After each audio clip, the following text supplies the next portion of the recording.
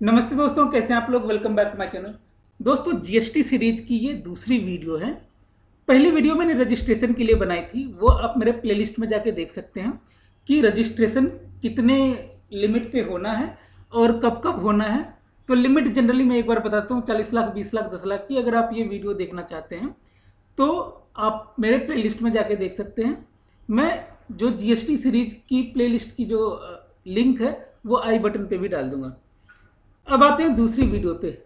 Registration के बाद जो सबसे ज्यादा क्वेश्चन आती है कंपोजिशन स्कीम की आती है। तो अगर आप कोई प्रैक्टिसिंग प्रोफेशनल हैं और आप कंपोजिशन स्कीम को समझना चाहते हैं या आप स्टूडेंट हैं, तो मैं आज लेके आया हूँ पॉइंट वाइज पॉइंटर लेके आया हूँ। पॉइंटर के फॉर्म में ये 2 पेज का पॉइंटर है कंपोजिशन स्कीम का।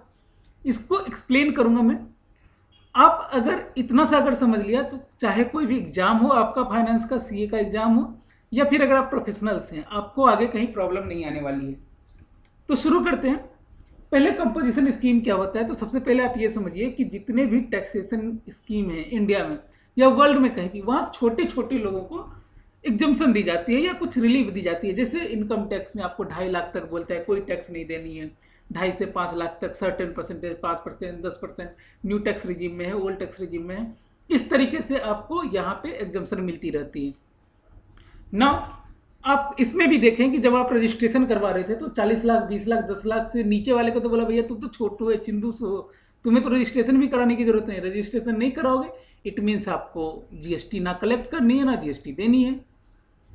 अब आते हैं कि ठीक है, अब जिसकी टर्नओवर 40 लाख है, 40 लाख से ज्यादा है, बट एक सर्टेन लिमिट से कम है, तो क्या उसको भी इतनी सारी रिटर्न प्रोसेसिंग करवानी पड़ेगी। एक सिंपल सा एग्जांपल लेता हूं। मान लेते हैं कि कोई एक इंडिया लेवल की कंपनी से स्टेट बैंक ऑफ इंडिया, उसकी आपको पता होगा कि जीएसटी में 31 आपके स्टेट्स हैं। 31 स्टेट इसलिए क्योंकि जो यूनियन टेरिटरी विथ लेजिस्लेशन है, जहां विधानसभा है, जिसे दिल्ली यूनियन टेरिटरी का पार्ट है लेकिन उसमें विधानसभा है, केंद्र शासित प्रदेश है लेकिन उसमें विधानसभा है, तो उसको भी मान लिया जाता है कि वो भी स्टेट है। तो अब दिल्ली में आपको स्टेट मान लिया गया जीएसटी के पर्पज से। इस तरीके से 31 स्टेट हैं, तो स्टेट बैंक ऑफ इंडिया को टोटल 31 तो वैसे लेने हैं, प्लस और भी रजिस्ट्रेशन लेने हैं। तो एक मान लीजिए आईजीएसटी का रजिस्ट्रेशन वगैरह होगी। तो इस तरीके से अब उनको जो मंथली रिटर्न फाइल करनी है वो टोटल इतने सारे, हर एक स्टेट में अलग अलग रिटर्न फाइल करनी है। अब जो छोटे व्यापारी हैं उनको इतना आप मंथली, क्वार्टरली रिटर्न क्यों फाइल करवाओगे। तो आपको दे दी गई कि ठीक है आप कम कंप्लायंस में काम चलाओ। मैं आज इसी की बात कर रहा हूं। तो कंपोजिशन स्कीम मतलब उसमें कंप्लायंस कम है, टैक्स लायबिलिटी कम है, आपको एक सर्टेन परसेंटेज तक अगर आपकी टर्नओवर है तो। सबसे पहले आते हैं एलिजिबिलिटी में। Registered person, who is registered person. Registered person मतलब रजिस्टर्ड पर्सन मतलब वो जो लायबल फॉर टैक्स हैं, भले ही उन्होंने रजिस्ट्रेशन लिया है या नहीं लिया है। एनीवे इसकी डिटेल आप रजिस्ट्रेशन वाले वीडियो में जाके देख सकते हैं।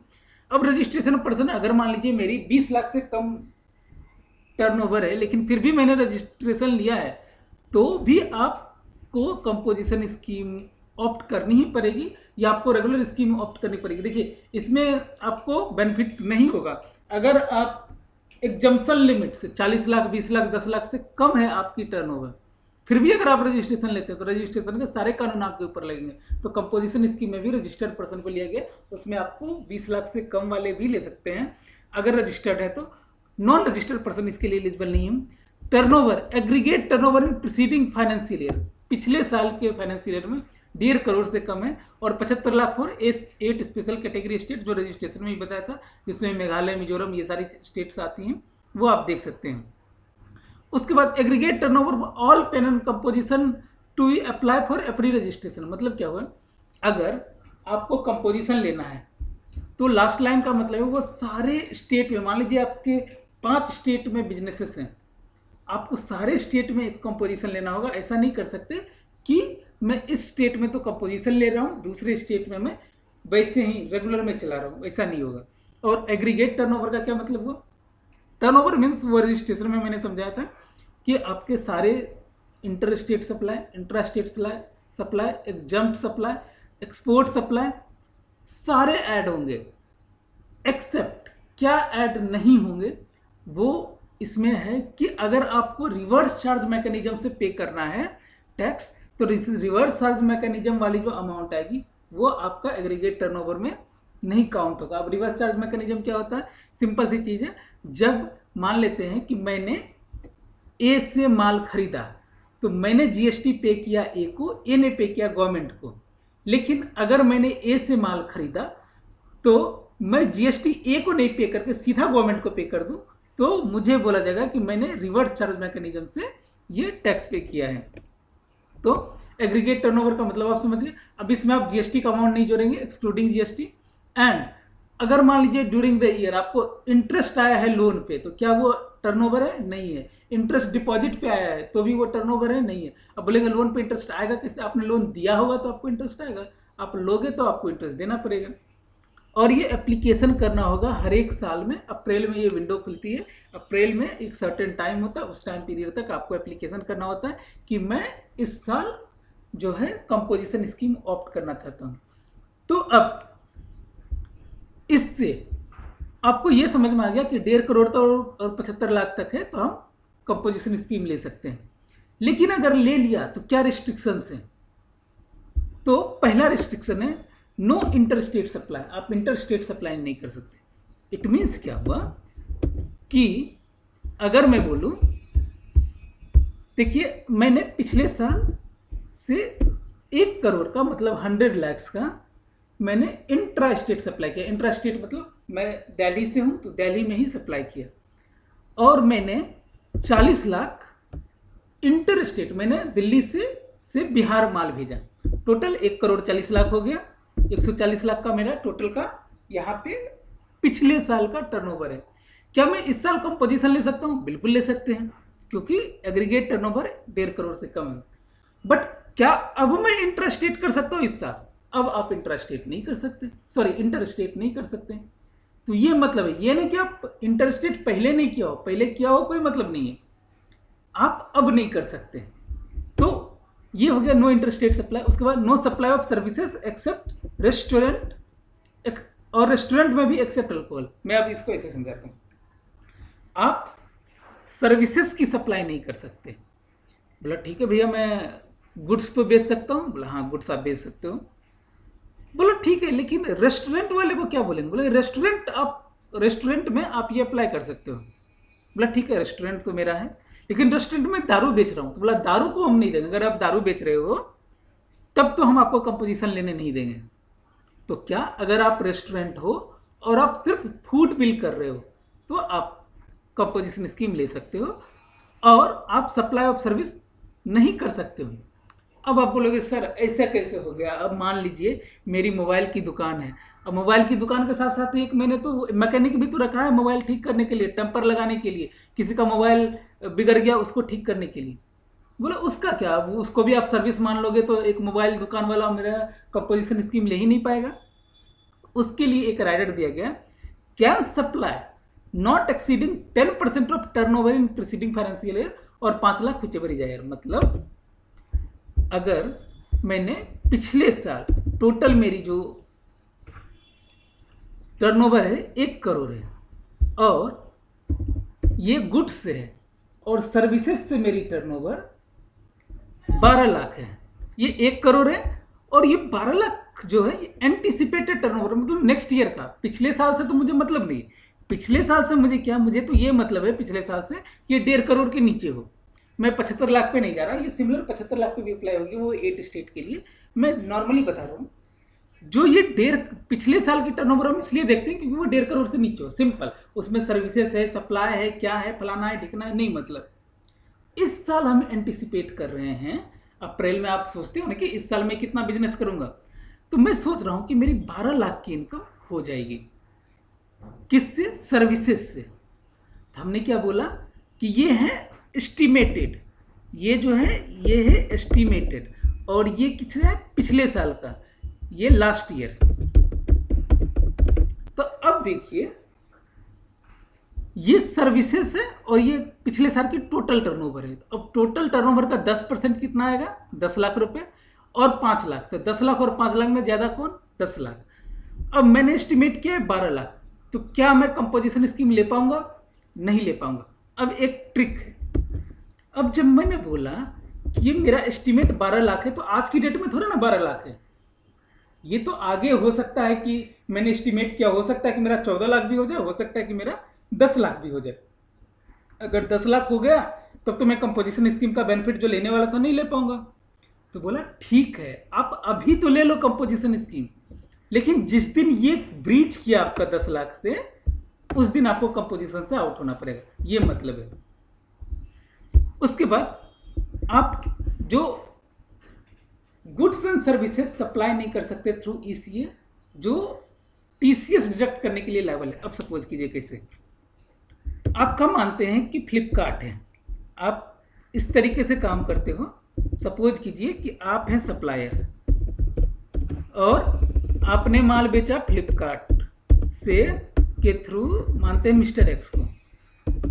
आप देखोगे जब भी आप फ्लिपकार्ट या अमेजन से कुछ परचेज करते हैं तो आपको बिलिंग फ्लिपकार्ट से नहीं आती, आपको बिलिंग सप्लायर से आती है, यहां से डायरेक्टली यहां पे आती है, और आप पैसे फ्लिपकार्ट को दे रहे हो और फ्लिपकार्ट उस पर क्या करती है, टीसीएस डिडक्ट करके सप्लायर को पे कर देती है। तो ये मैकेनिज्म हुआ जिसमें टीसीएस डिडक्ट होता है। ये मैं आपको टीसीएस कभी और जब आगे इसमें जीएसटी सीरीज में आगे बढ़ेंगे तो फिर टीसीएस भी बताऊंगा। अभी फिलहाल ये हम ये समझो, ईसीओ मतलब इलेक्ट्रॉनिक कॉमर्स ऑपरेटर। तो वो इलेक्ट्रॉनिक कॉमर्स ऑपरेटर आप सब जानते हैं, जो वो ओन करता है या मैनेज करता है, जिसके थ्रू आप माल बेचते हैं, सप्लायर और जो आपके कस्टमर है उसको कनेक्ट करता है। तो सप्लायर ने डायरेक्ट बिलिंग रेज की मिस्टर एक्स पे, मिस्टर एक्स ने पैसे पे किए फ्लिपकार्ट को और फ्लिपकार्ट ने टीसीएस काट के पे किया सप्लायर को। तो ये ट्रांजैक्शन अगर है तो आप कंपोजिशन नहीं ले सकते। अब सपोज कीजिए ऐसा भी तो हो सकता है, ये हालांकि होता नहीं बट ऐसा भी तो हो सकता है, सप्लायर ने बिलिंग किया फ्लिपकार्ट को, फ्लिपकार्ट ने बिलिंग किया एक्स को, इसमें फ्लिपकार्ट को टीसीएस नहीं काटनी है, तो फिर यहाँ पे आप कंपोजिशन ले सकते हैं अगर ऐसा ट्रांजेक्शन है तो। लेकिन जो भी ईसीयू है ये इस मॉडल पे नहीं चलती। अब एक चीज बताओ, सप्लायर ने इसको बिल किया और इसने डायरेक्टली इसको कैश दे दिया, सीओडी का ऑर्डर था, बीच में फ्लिपकार्ट कहीं आया ही नहीं, तो ये इसको फिर टीसीएस काटने की लायबिलिटी नहीं है। बट ये ऐसा होता नहीं ना, ये तो एक दो सीओडी ले लिया, बाकी तो आपको नॉर्मल पेमेंट हो ही जाती है, तो एक दो सीओडी ले लिया तो उससे नहीं चलता। लेकिन हाँ, अगर यही मॉडस ऑपरेंडी है, ये इसको बिल करता है, ये इसको पैसे देता है। सपोज कीजिए जैसे अर्बन कंपनी, आपने अर्बन कंपनी से प्लम्बर बुलाया, वो प्लम्बर आया, आपको काम किया, बिल दिया, आपने इसको पैसे दिए, बात खत्म हो गई। इस केस में ये टीसीएस काटने के लिए लायबल नहीं है, तो इस केस में भी आप कंपोजिशन ले सकते हैं। बट जनरली होता क्या है कि आप फ्लिपकार्ट को पे करते हैं, फ्लिपकार्ट टीसीएस काट के सप्लायर को पे करता है और सप्लायर बिल डायरेक्टली एक्सपेरेज करता है। तो इस केस में आप कंपोजिशन स्कीम नहीं ले सकते। अब बोलिए, मैं ऐसे डायरेक्टली बोल दूं कि आप ऑनलाइन सामान ईसीओ के थ्रू नहीं बेच सकते, क्यों? अब आपको मैं बताता हूं। अगर आपने डायरेक्टली इसको सप्लाई किया और आपने पैसे इस मोड से आए, तब तो कोई बात नहीं, तब तो आप वैसे भी नहीं ले सकते, टीसीएस डिडक्ट करके फ्लिपकार्ट देगी, वो आप तो कंपोजिशन वैसे भी नहीं ले सकते। लेकिन आपने इस मोड से ऐसे करके आपने बिल इसको रेज किया और इसने इसको रेज किया, इस मोड से अगर आपने बिलिंग करी है तो आप तो ले सकते हैं जीएसटी, लेकिन फ्लिपकार्ट आपसे माल नहीं खरीदेगा। क्यों? क्योंकि आप क्या करोगे, अपने जीएसटी अमाउंट जो 1 रुपया है वो अपने कॉस्ट में इंक्रीज करके आप फ्लिपकार्ट को दोगे, तो फ्लिपकार्ट को महंगा पड़ेगा, तो ये आपसे लेगा नहीं। और अदरवाइज फ्लिपकार्ट को वैसे भी आईटीसी नहीं मिलेगी, उसने आईटीसी पे ही नहीं किया, उसने 1 रुपया जो आपका एडिशनल बर्डन था वो आपके कॉस्ट में मिला के आपने इसे पे कर दिया। तो इस तरीके से ये फ्लिपकार्ट आपसे माल लेगा नहीं। अगर मैं सिंपल शब्द में ऐसे बोल दूं कि आप ऑनलाइन ईसीओ के थ्रू माल नहीं बेच सकते, तो ये आपका एक हो जाएगा। बट मैंने टेक्निकली समझा दिया कहाँ आप क्या कर सकते हैं। अब बोला not manufacturer of goods notified by government. अब इसमें कुछ जो गुड्स है, जैसे आप तंबाकू की मैन्युफैक्चरिंग कर रहे हो या टबैको सब्सटीट्यूट भी, अब बोलोगे ये तो टबैको है ना, ये तो इसका सब्सटीट्यूट है, तो भी अगर उसकी मैन्युफैक्चरिंग कर रहे हो, सेलिंग नहीं, selling is different, manufacturing is different. पान मसाला अगर आप बना रहे हो, आइसक्रीम बना रहे हो, अब बोलोगे आइसक्रीम तो आपने बैन कर दी, हम तो क्या करेंगे, हम तो आइसक्रीम को आइसक्रीम के फॉर्म में नहीं देंगे, हम किसी और फॉर्म में आइस बना के दे देंगे। तो अदर इडेबल आइस या और भी जो भी नोटिफाइड गुड्स है, अगर उसकी मैन्युफैक्चरिंग कर रहे हैं तो आप कंपोजिट स्कीम नहीं ले सकते। बोला ऐसा क्यों? क्योंकि इस पे बहुत ज़्यादा कंपनसेशन सेस लगता है और जीएसटी के रेट बहुत ज़्यादा होते हैं। तो आप तो 1% दे के बच जाओगे, तो 1% हम इसको क्यों दें। अब सेलर को क्यों नहीं किया। अब मान लेते हैं कि ये सेलर तो कहीं से मैन्युफैक्चरर से ही खरीदा होगा ना, मैन्युफैक्चरर से तो वसूल ही लिया सारा टैक्स उन्होंने। उसके बाद सेलर तो वो बस एडिशनल 1% और देगा अगर कंपोजिशन में है तो, इसीलिए ओनली मैन्युफैक्चर नॉट सेलर। अब इससे पूछोगे भैया कोल्ड ड्रिंक भी तो है, कोल्ड ड्रिंक को क्यों नहीं लिया। कोल्ड ड्रिंक पे तो कंपनसेशन से लगता है, मतलब कुछ आइटम ऐसे हैं जिसपे एक्स्ट्रा जीएसटी की हाई रेट लगती है और जीएसटी कंपनसेशन से लगती है। कभी इसको भी डिटेल में समझेंगे। तो उस गुड्स को आप यहाँ पे कंपोजिट स्कीम में नहीं ले सकते अगर आप मैन्युफैक्चरर हैं तो। लेकिन यहाँ पे आप देखते हो कोल्ड ड्रिंक को ऐड नहीं किया। कोल्ड ड्रिंक को क्यों नहीं ऐड किया। अब आप मुझे ऐसी कोई कंपनी के नाम बताओ जो कोल्ड ड्रिंक बनाती हो और जिसका टर्नओवर 1.5 करोड़ से कम हो।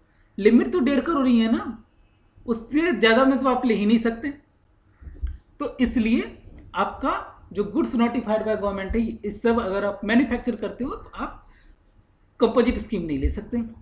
अब आप कोई ऐसा गुड्स नहीं सप्लाई करते सकते जो कि जीएसटी के लिए लायबल नहीं है। अब बोले ये क्या होगा भाई, जैसे पेट्रोल है, पेट्रोल पे आपको पता होगा कि अभी जीएसटी नहीं लगती, पेट्रोल पे अभी वैट ही लगता है, ठीक है। अब मान लीजिए आपने पेट्रोल सप्लाई किया, सपोज करते हैं कि लास्ट ईयर मैंने 100 रुपए की नॉर्मल मानते हैं कि कोई गुड्स सप्लाई किया और 50 रुपए का पेट्रोल मैंने बेचा। क्या मैं कंपोजिशन ले सकता हूँ। बिल्कुल ले सकता हूँ, मुझे पिछले साल से कोई मतलब नहीं है, सीधा 1.5 करोड़ रुपए तक है तो मैं कंपोजिशन ले सकता हूँ। क्या इस साल मैं पेट्रोल बेच सकता हूँ। इस साल पेट्रोल नहीं बेच सकता, अगर मैं बेचूंगा तो मैं कंपोजिशन स्कीम से बाहर आऊंगा। ओके, तो ये चीजें हैं। अब ये भी तो हो सकता है कि इस साल अगर मैं बेचना शुरू किया और से मानते जून जाते जाते मैं 1.5 करोड़ से क्रॉस कर गया, बोला अगर अब मैं 1.5 करोड़ से क्रॉस कर गया तो मैं ऑटोमेटिक फिर कंपोजिशन स्कीम से बाहर आ जाऊंगा। फिर समझाएंगे क्या होगा बाहर आने पर। तो जैसे मान लीजिए और कोई एग्जम्प्ट गुड है, सपोज कीजिए जैसे कोई एग्रीकल्चरल का प्रोड्यूस है जिसपे जीएसटी नहीं लगती, तो क्या मैं वो सप्लाई कर सकता हूँ। नहीं, वो आप नहीं कर सकते। अगर जीएसटी लेवल नहीं है उस पर तो आप वो गुड्स या सर्विसेज आप सप्लाई नहीं कर सकते। अब क्या है नॉट टू कलेक्ट जीएसटी, मतलब क्या हुआ, अगर आप कंपोजिशन स्कीम में हैं तो आप बिल में आप कहते हैं ना जो है गुड्स का प्राइस इतना एड सीजीएसटी एसजीएसटी से मानते हैं 5%, 5% का 2.5%, बाकी इतना जोड़ के आप जो लेते हैं तो जीएसटी जो आप कलेक्ट करते हो वो आपको जीएसटी नहीं कलेक्ट करना है, ना आप जीएसटी कलेक्ट करेंगे ना ही आपको आईटीसी की क्रेडिट मिलेगी। तो आपको जीएसटी कहाँ से पे करना होगा कंपोजिट स्कीम में। कंपोजिट स्कीम में से मानते हैं कि 1% का रेट है, तो वो आपको अपनी जेब से देना है, अपनी प्रॉफिट से देना है। बोला मैं अपनी प्रॉफिट से दूं, मुझे फायदा क्या। अरे फायदा बहुत है सर, फायदा ये है आपको लंबी लंबी रिटर्न नहीं भरनी, आपको सीए को नहीं हायर करना, आपको लेसर टैक्स लायबिलिटी, जितना टर्नओवर हुआ 1% दे दो, माथे का टेंशन खत्म। तो ये अगर आप कर सकते हो तो ठीक है। और आप चाहते हो नहीं भैया मुझे तो बहुत लग रहा है 1%, किसने आपको मना किया, आप मत लो ना, बिल्कुल मत लो। इसके बाद अदर पॉइंट्स क्या है, अगर आप कंपोजिशन स्कीम, मैंने बताया कि एवरी ईयर अप्रैल मंथ में आपको चूज करना पड़ता है कि मुझे कंपोजिशन स्कीम लेना है, लेकिन आप कंपोजिशन से नॉर्मल ड्यूरिंग द ईयर भी आप चेंज कर सकते हो। मतलब आज मैंने अप्रैल में कंपोजिशन लिया और मैं अभी सितंबर में बोलता हूँ आज से मैं नॉर्मल, ठीक है भैया नॉर्मल हो जाओ। लेकिन अगर आप नॉर्मल सेलेक्ट कर लिया है अप्रैल में और बीच में जाकर बोलते हो कंपोजिशन, बोले ना ये नहीं चलेगी, ये ना हो वे, तो क्या हो वे कंपोजिशन से नॉर्मल हो सकता है, नॉर्मल से कंपोजिशन नहीं हो सकता। इसके बाद आप देखेंगे अगर आप रेगुलर से कंपोजिशन स्कीम मानते हैं कि इस अप्रैल को मैंने कंपोजिशन स्कीम ऑप्ट कर लिया, जितनी आईटीसी है सारी की सारी आपकी लैप्स कर जाएगी, और अगर आपकी कोई लायबिलिटी बनती है तो वो आपको पे ऑफ करना पड़ेगा पहले। लेकिन अगर कंपोजिशन से आप रेगुलर में जाते हैं, से मानते हैं कि मैंने कंपोजिशन लिया था और ड्यूरिंग द ईयर मेरा 1.5 करोड़ से टर्नओवर क्रॉस कर गया, या मैं कोई इंटर स्टेट सप्लाई कर दिया, या फिर मैंने कोई सपोज कीजिए कि पेट्रोल का सप्लाई कर दिया, कोई ऐसी चीज कर दी जो कंपोजिशन स्कीम में नहीं आती, तो जिस डेट को आप कर रहे हैं ना उस डेट को जो भी आपके पास स्टॉक पड़ा हुआ है उस पर जो आईटीसी है वो आपको अवेलेबल हो जाएगी। जब आप सेल करेंगे तो आप उसका आईटीसी क्लेम कर सकते हैं। ये बहुत ही मेन पॉइंट है जिसको बहुत सारे लोग पूछते हैं कि कैसे हम क्लेम करेंगे आईटीसी। आप टैक्स इनवॉइस इशू नहीं कर सकते, बिल ऑफ सप्लाई इशू करेंगे अपने, अगर आपने कंपोजिशन स्कीम ली है तो। अब आप बोलेंगे ठीक है सर, ये तो ठीक है, लेकिन मैं तो सीए हूँ, मैं तो ना तो गुड्स का सप्लाई करता हूँ, मैं तो सिर्फ सर्विसेज करता हूँ। तो अब क्या करूँ, मेरी तो टोटल की टोटल जो सर्विसेज ही हैं और वो 20 लाख की है या 25 लाख की है। मैं तो ठीक है रजिस्ट्रेशन में तो आ गया, लेकिन मैं इतना बड़ा तो हूँ नहीं। बोला अच्छा तुम सर्विसेज में हो, कोई बात नहीं, एक अल्टरनेटिव कंपोजिशन स्कीम है वो आप ले लो, उसमें मिक्स्ड सप्लायर है। मतलब यहाँ जो एक रिस्ट्रिक्शन थी ना सर्विसेज की कि 10% ऑफ प्रीसीडिंग टर्नओवर और 5 लाख पीछे बरी जाए, उससे हटा दो। ये आपको नहीं करना। आप कोई भी हो, आप अल्टरनेटिव कंपोजिशन स्कीम ले सकते हो। आप चाहे कंप्लीट सर्विस हो या गुड सर्विस दोनों हो, आप ले सकते हो, लेकिन इसमें लिमिट है। अच्छा ये लिमिट में डालना भूल गया, यहाँ आप नोट कर लीजिएगा, आपकी टर्नओवर जो है वो 50 लाख से ज़्यादा नहीं होनी चाहिए। अब आप बोलेंगे 50 लाख से ज़्यादा, तो सपोज कीजिए जो सर्विसेज होते हैं ना, एक सीए अगर 40 लाख रुपए की बिलिंग कर रहा है, वो ज़्यादा बड़ा व्यापारी है। कोई ट्रेडर अगर 2 करोड़ की बिलिंग कर रहा है, क्योंकि सीए की 50 लाख की बिलिंग में खर्चे कम हैं, जबकि ट्रेडर की 2 करोड़ की बिलिंग में उनको परचेज करना पड़ता है, ऑलमोस्ट 90% तो परचेज हो जाती है, उसके बाद बाकी और खर्चे हैं। तभी तो आपको इनकम टैक्स में भी जो आपको जो 44 एडी की जो स्कीम दी हुई है 6% 8% ही दी गई, इतनी प्रॉफिट मानते हैं। क्यों? क्योंकि उनको भी पता है कि जो ट्रेडर है उनको प्रॉफिट परसेंटेज कम होता है, बट जो सप्लायर हैं, सर्विसेज के सप्लायर हैं, वहाँ प्रॉफिट की परसेंटेज ज़्यादा होती है। अच्छा अब इसकी एलिजिबिलिटी क्या है, तो कंपोजिशन स्कीम वाली एलिजिबिलिटी सारी, और प्लस कैजुअल टैक्सेबल पर्सन और non resident taxable person alternative composition scheme नहीं ले सकते। अब कैजुअल टैक्सेबल पर्सन क्या होगा कि सपोज कीजिए कि मैं आज यहाँ पे एक टॉयज की मेरी दुकान है और सोनपुर में मेला लगा हुआ है, मैं सोनपुर में माल बेचना चाहता हूँ, तो ये 4 दिन का वो मेला है, 4 दिन जाऊंगा, स्टॉल लगाऊंगा, माल बेचूंगा, वापस आ जाऊंगा। तो क्या मुझे सोनपुर में जाके रजिस्ट्रेशन लेना पड़ेगा? नहीं, बिल्कुल नहीं। उसके लिए आप कैजुअल टैक्सेबल पर्सन का रजिस्ट्रेशन लेंगे, ये डिटेल में पढ़ेंगे किसी और वीडियो में। अभी अल्टरनेट कंपोजिशन स्कीम और कंपोजिशन स्कीम हमारा मेन फोकस है, और नॉन रेसिडेंट टैक्सेबल पर्सन ये अल्टरनेटिव कंपोजिशन स्कीम नहीं ले सकते। इतना सा ही रेट क्या है मैन्युफैक्चरर एंड ट्रेडर के लिए 1%, ये कंपोजिशन स्कीम के लिए, ये पहला 2 जो है ये कंपोजिशन स्कीम के लिए, ये अल्टरनेटिव कंपोजिशन स्कीम के लिए। मतलब अल्टरनेटिव कंपोजिशन स्कीम के लिए 6%, और ऊपर वाला जो है इनके लिए मैन्युफैक्चरर एंड ट्रेडर के लिए 1%। अब आपको पता है कि वो जो टोबैको वगैरह वो मैन्युफैक्चरर तो इसमें आ ही नहीं सकते, manufacturing and trader 1%, restaurant and catering services except alcohol 5%। अब आप पूछेंगे इसमें 6% क्यों दिया?